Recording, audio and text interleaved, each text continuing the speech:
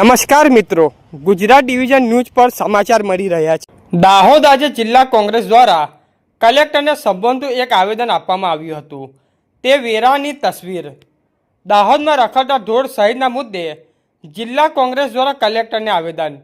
દાહોદ જિલ્લા કોંગ્રેસ દ્વારા પાછલા કેટલા દિવસોથી શહેરમાં રખડતા ઢોર સહિતના મુદ્દે જૂની પાલિકા ચોકમાં ધરણા કરાવી રહ્યા છે। આજે જિલ્લા કોંગ્રેસ દ્વારા કલેક્ટરને સંબોધતું એક આવેદન આપી અને આ શહેરની સરકતી સમસ્યા સુલઝાવવા સહિતની માંગ કરવામાં આવી છે। દાહોદ જિલ્લા કોંગ્રેસ દ્વારા આજે તારીખ 17ના રોજ દાહોદ કલેક્ટરને એક આવેદન આપવામાં આવ્યું હતું, જેમાં જણાવ્યું છે કે દાહોદ શહેર ભ્રષ્ટાચારી સરકારના કાગળો અને ચોપડા ઉપર સ્માર્ટ સિટી બની ગયું છે, પરંતુ વાસ્તવિક રીતે દાહોદ શહેરની તસવીર કોઈ ફોરેસ્ટ સિટી જેવી લાગી રહી છે કે શહેરના લોકો રખડતા ઢોર, ગધેડા, કૂતરાઓ તેમજ અન્ય પશુઓના ત્રાસથી ખૂબ જ પરેશાન છે। દાહોદ નગરપાલિકાના પૂર્વ કાઉન્સિલર ગધેડાએ અડફેટ લેતા તેમનું મોત નીપજ્યું છે। તે અગાઉ પણ એક શહેરીજન પશુઓનો શિકાર બન્યો હતો, ત્યારે આ રખડતા પશુઓને પકડવા નગરપાલિકાની એજન્સી શા માટે નક્કી નથી કરી? પોતાની મહેનતથી કમાણીના રૂપિયા ટેક્સ ભર્યા બાદ પણ શહેરીજનોને આવો ત્રાસ ભોગવવો પડી રહ્યો છે। આ બાબતે શહેરીજનોને અનેક વખત રજૂઆત બાદ આશ્વાસન પણ આપવામાં આવ્યું હતું, પરંતુ તે ઠગારું નીવડ્યું છે। વધુમાં આવેદન જણાવ્યું છે કે જો આ પ્રકારે હવે રખડતા ઢોર, કૂતરાઓના ત્રાસ લીધે એક પણ અનિચ્છનીય ઘટના બની તો દાહોદ જિલ્લા કોંગ્રેસ સમિતિ અને શહેર કોંગ્રેસ સમિતિ ખૂબ જ જલન આંદોલન કરશે અને ધરણા કરશે, તેમ જણાવ્યું છે। રિપોર્ટર દિલીપભાઈ હરિજન, સંજેલી। ડિસિઝન લો અને ડિસિઝન તો ઓલરેડી લીધેલો છે, ઓલરેડી સૂચના આપેલી જ છે પણ કે નથી કરતા સાહેબ। તમે બહાર પાડો કે કૂતરું એક બી નહીં હોવું જોઈએ, અટકાયેલું કૂતરું લોકોને કહે છે સાહેબ।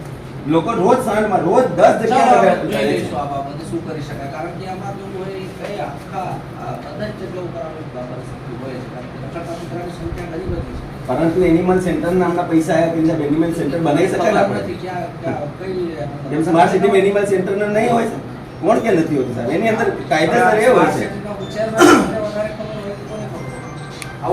ત્યાં સ્પેસિફિક પ્રોજેક્ટ લીધા હતા, એવું કઈ એનિમલ સેન્ટર કોઈ લીધો એને રદ કરવામાં આવ્યું સાહેબ। એનિમલ સેન્ટરને રદ કરવામાં આવ્યું છે જી, નગરપાલિકાને એનિમલ સેન્ટર રદ કરવામાં આવ્યું છે સાહેબ। એનિમલ સેન્ટર હતું એક સ્ટ્રિક્ટ ઇન્સ્ટ્રક્શન આપ્યું સાહેબ।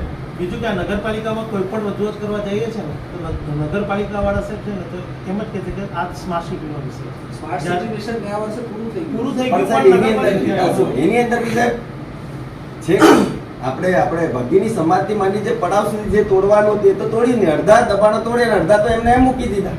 કેમ મૂકી દીધા? કેમ કે ભારતીય જનતા પાર્ટીના આગેવાનો હતા, કાર્યકર્તા હતા, એટલે મૂકી દીધા।